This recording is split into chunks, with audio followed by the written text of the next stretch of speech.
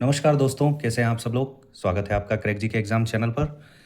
अब की बार कंधे पे डबल स्टार। जी हाँ, यदि आपको कंधे पे डबल स्टार लगाना है, सब इंस्पेक्टर बनना है, तो हिंदी के ये नोट्स आपको बहुत ही फ़ायदेमंद हो सकते हैं और आने वाले एग्ज़ाम में आपके लिए बहुत ही लाभदायक हो सकते हैं।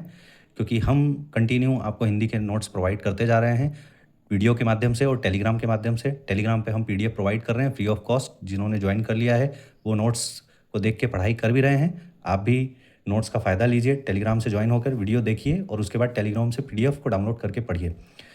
तो यदि आप तैयारी कर रहे हैं यूपी एसआई की, यूपी कांस्टेबल परीक्षा की, बिहार एसआई या बिहार कांस्टेबल परीक्षा की या किसी भी राज्य की पुलिस परीक्षा की, तो ये वीडियो आपके लिए बहुत ही लाभदायक हो सकता है। अभी तक हम लोग हिंदी के काफ़ी पॉइंट्स और काफ़ी टॉपिक्स को कवर कर चुके हैं। तो आज का टॉपिक हमारा है वाक्य वाक्य के भेद, और देखेंगे हम किस प्रकार से सरल शब्दों में पूरा वाक्य का भेद उदाहरण के साथ हम इसको समझेंगे। और इसके बाद जब आप क्वेश्चन लगाएंगे, प्रैक्टिस करेंगे, तो आपके प्रैक्टिस में आपके क्वेश्चन गलत होने की संभावनाएं बहुत कम रह जाएंगी। तो आइए शुरुआत करते हैं वाक्य के भेद की। पहले ये समझिए वाक्य होता क्या है। सार्थक शब्दों का व्यवस्थित समूह जिससे अपेक्षित अर्थ प्रकट हो, वाक्य कहलाता है। सार्थक शब्दों का व्यवस्थित समूह जिससे आपको कुछ अर्थ हो, अर्थ मिले, उसको क्या कहेंगे? वाक्य कहेंगे।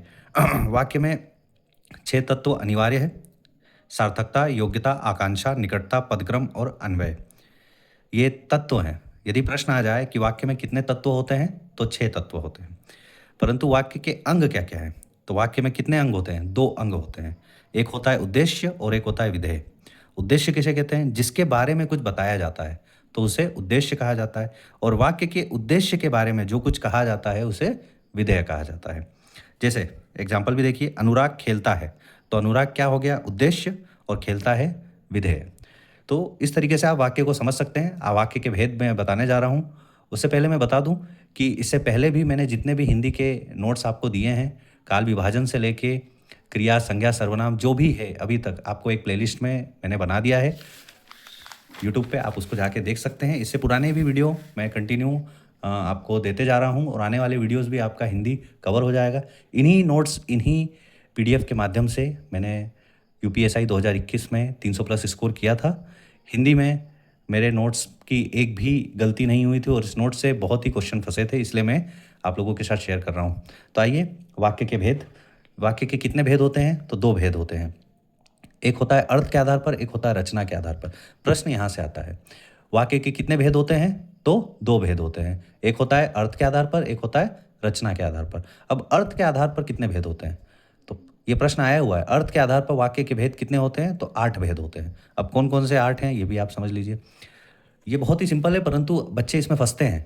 क्यों? क्योंकि एग्जाम्पल को समझना बहुत महत्वपूर्ण है। किन शब्दों से हम अर्थ को पकड़ेंगे या उसके वाक्य को समझेंगे कि कौन सा अर्थ दे रहा है, उसको समझना ज़्यादा ज़रूरी है। जैसे विधानवाचक वाक्य पे आ रही है, जिन वाक्यों में क्रिया करने या होने की सूचना मिले उन्हें विधानवाचक वाक्य कहते हैं।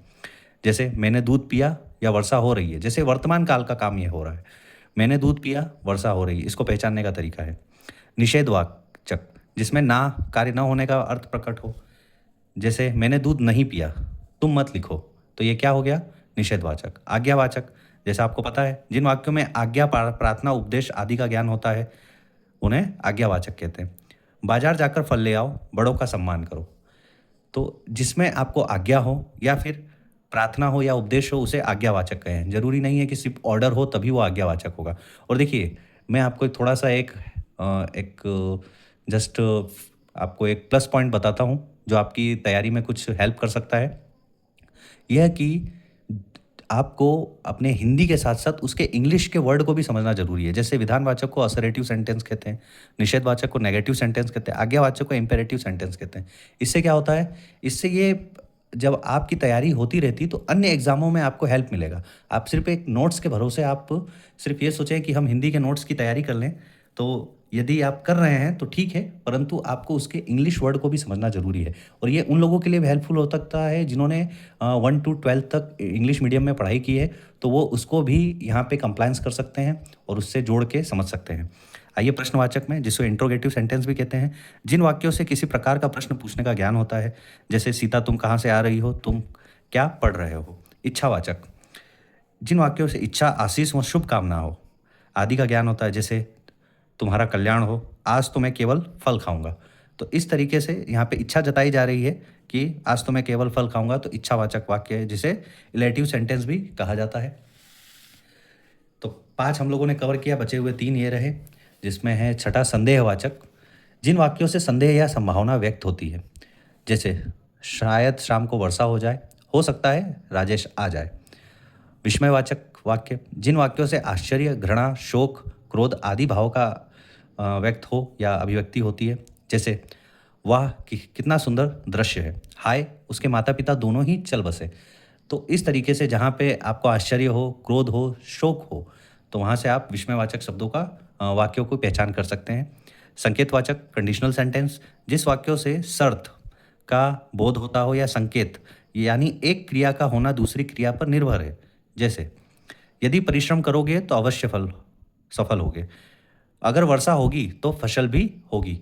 तो इस तरीके के जो एक डिपेंडेंसी वाली बात आ रही है, तो वो संकेतवाचक वाक्य में होती है।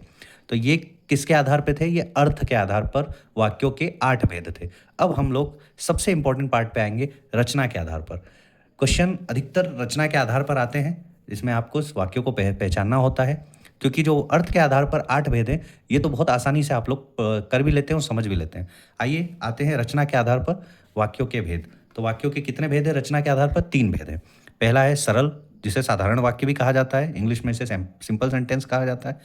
जिन वाक्यों में केवल एक ही उद्देश्य और एक ही विधेय होता है, उसे सरल वाक्य कहते हैं।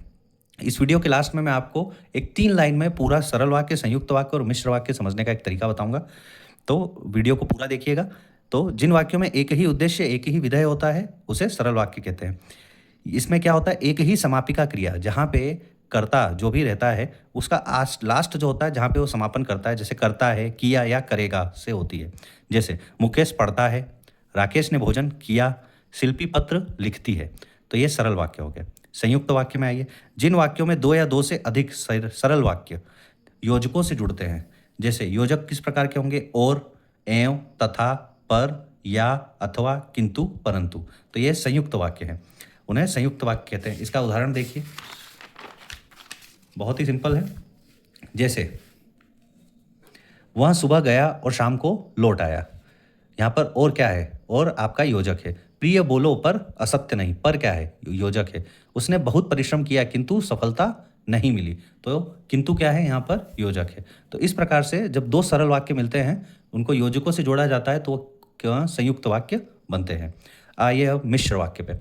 मिश्र या मिश्रित वाक्य, कॉम्प्लेक्स सेंटेंस जिसे कहा जाता है, जिन वाक्यों में एक प्रधान जिसे मुख्य उपवाक्य हो, आगे हम उपवाक्य भी पढ़ेंगे, जिन वाक्यों में एक प्रधान उपवाक्य हो, अन्य आश्रित गौण उपवाक्य हो, तथा जो आपस में कि, जो, क्योंकि, जितना, उतना, जैसा, वैसा, जब, तब, जहाँ, वहाँ, जिधर, उधर, यद्यपि, तथापि आदि मिले जुले हो, जिससे मिश्रित हो, उन्हें मिश्रित वाक्य कहते हैं। यहाँ पर देखिए, कि, जो, क्योंकि, जितना, उतना, जैसा, वैसा, मैं आपको एग्जाम्पल दे रहा हूँ, उससे आप समझेंगे। जैसे जो लड़का कमरे में बैठा है वह मेरा भाई है, तो यहाँ पे क्या हो गया? जो, वह, इससे जुड़े हुए हैं। यदि परिश्रम करोगे तो उत्तीर्ण हो जाओगे, मतलब यदि और तो जुड़ा हुआ है ये, ठीक है। तो इस तरीके से हम मिश्रित वाक्य को पहचान सकते हैं। तो आइए जो 3 लाइन में आपको मैं समझाऊंगा, सरल वाक्य, संयुक्त वाक्य और मिश्र वाक्य को पहचानने का तरीका। जैसे एक उद्देश्य हो और एक विधेय हो। उद्देश्य जिसके बारे में बताया जा रहा है, विधेय जिसके होने से, क्रिया होने का कुछ हम लोगों को पता चल रहा है, बोध हो रहा है। तो आपका उद्देश्य और विधेय यदि एक एक है तो सरल वाक्य है, और 2 सरल वाक्य हैं एक ही वाक्य में, मतलब वो कौन सा वाक्य है? संयुक्त वाक्य है। और मिश्र वाक्य एक प्रधान उपवाक्य है और उस पर एक आश्रित उपवाक्य, जैसे आपने देखा है, जो लड़का कमरे में बैठा है वह मेरा भाई है, यदि परिश्रम करोगे तो उत्तीर्ण हो जाओगे। तो ये इस तरीके से आप सरल, संयुक्त और मिश्र वाक्य को पहचान सकते हैं। तो अर्थ के आधार पर 8 भेद हैं, रचना के आधार पर 3 भेद हैं। इस पूरे वीडियो का सार यही है। तो इस तरीके से हम लोग वाक्य और वाक्य के भेद आज पढ़े हैं। आने वाले वीडियोज़ में हम लोग उपवाक्य और पदबंध पढ़ेंगे। तो इसलिए इस सीरीज को आप बिल्कुल मिस मत कीजिएगा। हिंदी प्लेलिस्ट से पूरा आप हिंदी का नोट्स का फ़ायदा उठाइए, और टेलीग्राम से जुड़ के आप हमारे नोट्स को प्राप्त कर सकते हैं। और कंधे पे डबल स्टार लेकर ही जाना है, लगा कर ही जाना है, इस बार छोड़ना नहीं है बच्चों। तो तब तक के लिए जुड़े रहें, और यदि हमारा वीडियो अच्छा लगता है तो शेयर ज़रूर करें, लाइक करें, कमेंट करें। यदि कुछ आप हमारे लिए कुछ यदि मैं वीडियो में कुछ और बेहतर कर पाऊँ तो आप लोगों का सजेशन मेरे लिए बहुत हेल्पफुल रहेगा। तो तब तक के लिए जुड़े रहें। नमस्कार, जय हिंद।